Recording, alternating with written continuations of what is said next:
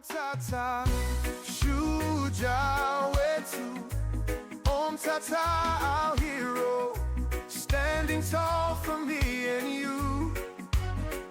Kupigania haki zetu, fighting for our rights. Together now we'll see it through. Omtatah anaweza, ataweza, wote tutaweza. Omtatah anaweza, ataweza, wote tutaweza. From Busia.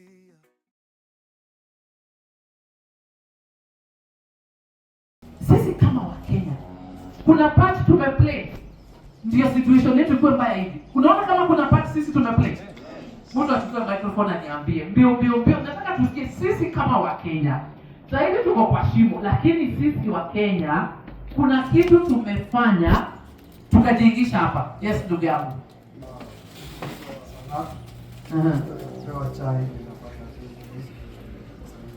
Hii tunakupewa kachai ya? Haya. Kwanza wa Kenya tunachangia kuziweka kwa shida ignorance. Adding on tribalism, ukienda Laikipia County Nakuru, tunakuwa tumewanishwa na Wanandi, kuna Wanandi na kuna Wakikuyu. Sasa shule mingi zinakuwa kwa Wanandi. So tukienda kusoma ulikuwa unaambiwa kwanza kuchagua Ruto utaona. So kuna threat bado kwa tribalism threat. Usipochagua Ruto utachomewa nyumba, kuna vita. Tribalism is a problem. Sana kwanza. Huko vita inakuwa yote. Kuna mwenye alichagua Raila alikano tu kichwa tukionaka. So tribalism ndio ilichangia sana kwa hiyo election. Na mtu wangu anakuja kutusaidia, tremendous ngoja kutusaidia. I can take that. My name is Samuel Terry. Mimi naona shida ni mambo ya chai. Like for me, I'm a reader for that case. So nikifanya election kwa shule yangu, kwa napata jamaa anakuambia, "Samu kama uroe kitu."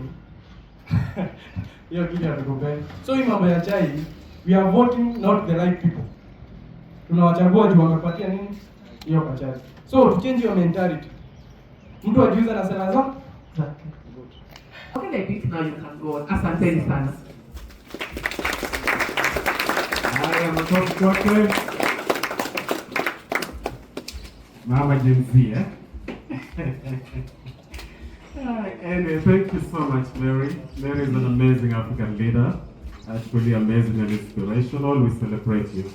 Aya, sasa, there are so many people who need to speak, who want to speak. I'm going to give you all a chance, but I want to start with a lady. So kanianza na lady sasa. Unajua ile kitu tunataka pia kwa team leo is to personalize these matters of governance. Because unajua a bad policy affects you individually. A good policy also affects you individually. So please, when you speak, try as much as possible kuongelea your own individual experience. Vile bro hapa alisema mambo ya mjengo, alienda kazi ya mjengo, foreman anamwambiaje? Unaona tutasahau hiyo because anaongea in a very personal way. So thank you. My name is John Korea. I'm a resident of Nakuru County. Okay. First of all, I'd like to point this opinion. Number one, how different is Okiya Omtatah? Because right now, for the Gen Z, 8 million voters. Are we here to, like, what is a manifesto? What is the policy? Like for us, most students who are here, this is an organization called Heavenly Homes Network. We've been involved with the youths. Number one, sports. Number two, entrepreneurship. They say, who is a leader? A leader is somebody who has fought for justice, of which Okiya Omtatah has fought for justice in this nation. So, as the youth, how are we going to be included going forward? That is number one. Number two, with the youths, they will come with goodies. You can take the goodies. But going forward, let me just stop by that. Thank you. Thank you so much. Thank you so much. And this is what we need. This is what we need. Bold questions. Allow me, Eric, to give one of us just 1 minute to actually answer that question, because he deserves an answer to that question of how different is Okiya Omtatah. Just very quickly, in 1 minute, Dan, if you don't mind, just address that. Then we proceed.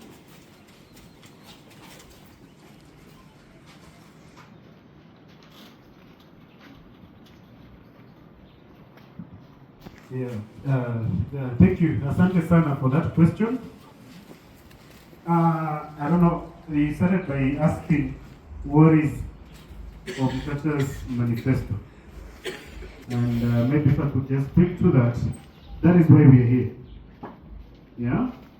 Omtatah, if you know him, he currently, as you have rightly pointed out, he has been a servant of the people.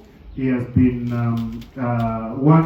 he's been standing for justice, akitetea wananchi kwa namna mbalimbali, and then he went into the Senate. Now he has a vision for this country, but he believes that before he comes here na aanze kutuambia mimi nitawafanyia hivi, mimi naweza wafanyia vile, mimi naweza wajengea hii, naweza wapatia pesa ile, akatuambia hebu enendeni kwenye kaunti zote 17 muongee na wananchi ambao ndio wenye nchi, muwaulize. Unaona hayo maswali yote tumeuliza kwa questionnaire, hayo ndio maswali Omtatah anajiuliza, wananchi wanasemaje? Je, wananchi wanaweza nikubali nisimame kama rais? Na kama watakubali, ni mambo yepi ambayo wangependa nishughulikie ama uongozi wangu ushughulikie kama rais? Ndio maana tunafanya hii presidential exploratory committee. So the exploration we are doing, number 1 is a public participation exercise, so that Omtatah asikuje how do we call it in Kiswahili, asikuje ajilazimishe kwetu. He doesn't want to come and load himself on us na mambo yake na policies zake na fikra zake na vitu ambazo yeye mwenyewe anadhani anaweza tufanyia. Akasema hebu endeni muulize wananchi watupatie maoni yao, kisha hayo maoni ya mwananchi ukiunganisha pamoja na his personal beliefs and policies and vision for this country, hiyo ndio itatoa ile ambayo tunaita the policy framework to guide his presidential bid. So he wants it to be a people-based policy framework, a people-based ideology. Na hapo ndio manifesto sasa tutatoa, tuseme mimi kama Okiya Omtatah nilikuwa naamini ABCD, na nikazungumza na wananchi wakanielekeza hivi na vile na vile. Kwa hivyo that will shape the manifesto that we will come with to launch officially. Ndio tuseme tukiwa rais tutafanya hivi na hivi na hivi.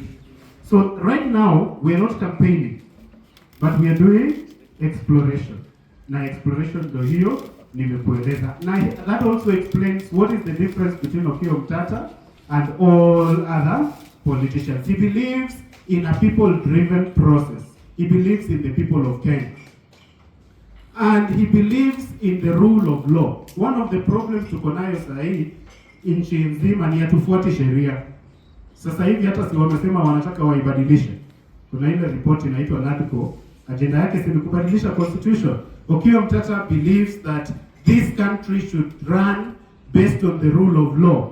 Full implementation of the Constitution of Kenya 2010. So hayo tu ndio mambo machache. If you talk to him, he will tell you. Last minute nikimalizia, tulikuwa na People's Dialogue Festival juzi KICC, na somebody asked Okiya Omtatah about the young people. Unaona? Now the answer he gave was, this country belongs to you more than it belongs to him, if we are to go by age. Sindo? Because we people are to die of natural causes. The older people are expected that they will die faster than the younger people. Sindo? So you have more time than he has. And that is why he believes if he wants to be president, he should come to you to tell him how you want to be governed. Because this country belongs more to you as a Gen Z than it belongs to Okiya Omtatah, who is 61 years old. So it's not about doing things the same way, it's about doing things I think, and that's why hatujawahi kuwa na presidential exploratory committee. Mimi nikitaka kusimama natafutanga tu pesa yangu, nakuja nayo, na wanunua, na wavuruga, alafu mnanipigia kura, si ndio? Mmewahi kuona mtu anakuja na wauliza, je, mnataka nisimame? Na nikisimama mngependa niwafanyie nini? So that is what we are talking about. We are changing the political conversation of the time. Na swali moja ijajibiwa. Thank you so much. About the youth. That's actually okay. Yeah, thank you very much. He asked a very important question. Just in addition to what he said, the youth, there are no opportunities at the moment for the youth. Now, this is how Omtatah comes into play. First of all, the reality is that there are a lot of opportunities. However, our priorities are misdirected. Currently, there's a lot of wastage. A lot of money is going to waste. We are coming up with projects which are not a priority at the moment. The wastages, after you, those renovation your state house and all this, that's a drop in the ocean. There's a solar farm project which is being put up to get power from Kajiado to Nairobi. It's a noble project, but they're sinking in more than 300 billion shillings. It's wastage. There's some things need to be prioritized. Number two, corruption is taking a lot of money. There is a lot of money going into corruption. Okiya Omtatah, Vile Mutu alisema earlier on, is a no corruption guy. So the money that is going into corruption, remember during Uhuru time, Uhuru mwenyewe alisema is close to 2 billion per day. So in a year is 720 billion, correct? 360. We even remove their quota days. We give it to somebody else. We even remove the 364 quota days. Just 360 days is 720 billion. So that almost a trillion shilling in a year is going to corruption. That money can do a lot of things which will give you a lot of opportunities. And that will free taxes. Currently a lot of taxes are going to finance corruption. If you don't finance corruption, that tax money will go into free health. So the money that your parents are spending on you for health will be spent on something else. Same to education.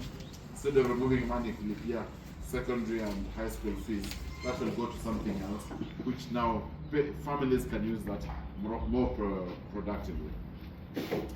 And you know, when there's no corruption, we have something known as direct foreign investment. Right now it's being curtailed. People who want to spend money in Kenya, some of them are being told, leta kitu kidogo. So they're staying aside.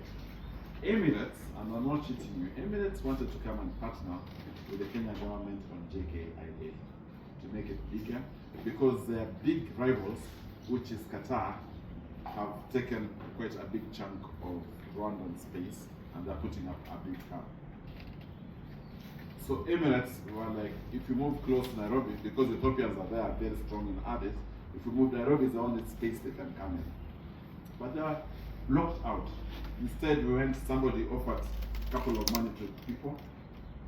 You know, the person is called Adani, and we moved towards Adani's side, and they said it's not corrupt.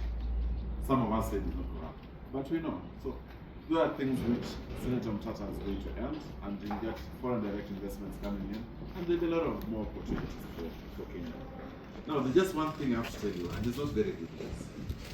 Kenya, tumejifunga na utoto mingi. You know, other countries are not doing that. Other countries are moving ahead. The sisi tu tumejifunga na corruption na utoto mingi. Other youth in other countries, I'll give you examples in Morocco, Algeria. In Morocco, they've opened up 3 plants to make EV vehicles, electric vehicles, small vehicles. They're exporting those vehicles to Europe. Italy and Spain is the biggest market of vehicles made in Morocco. They've employed many youth, they're doing that. Us, we're still doing crazy things. People are talking wheelbarrows. The world is moved from wheelbarrows. If you look at Africa, we are number 6 or we are number 7 or 8 in the GDP. All the people above us, and I can count them for you, it's Nigeria, we've got South Africa, we've got Egypt, Algeria, Morocco, Ethiopia now has also taken us. All of them have a light rail system in their country. Light rail is different from SGR. This one is like the tube, the metros, to move people from one place to a place in the city. So like Nairobi, we could be having something running from Kikuyu, Kino, passing through town Westlands, inenda Imaradaima, inenda Mlolongo. Another one comes from Langata side, passes through town, and goes to Eastlands. They all have light rail. Ethiopia has a light rail system. Senegal has a light rail system. Morocco, Algeria have just introduced theirs. Egypt, South Africa have had it for the longest time. Kenya, you want to go from one place to another, unaingia gari imeandikwa Embasava. That's the best that can move you. We 2025 we are still moving in Embasava to move you from one place to another place. When our peers, people your age in other countries, are at a different level. So we need those days to go out, benchmark, and see how other countries are moving. Tanzania, the other day, our people went to benchmark in Tanzania on how to record foreign debt and how the treasury can record debt and payments better. Tanzania is ahead of us, and Okengo came, the controller of budget. She came and she said she's very embarrassed. Tanzanians are keeping a better system. You can go and read it. So what I'm saying is, if you do things differently, if you have the likes of Omtatah and his friends and people who think